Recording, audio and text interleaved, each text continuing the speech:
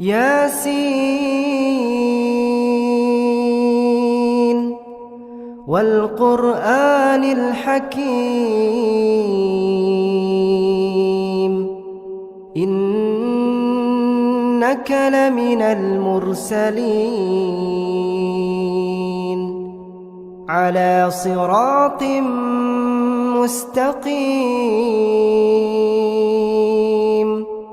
تنزيل العزيز الرحيم لتنذر قوما ما أنذر آباؤهم فهم غافلون لقد حق القول على أكثرهم فهم لا يؤمنون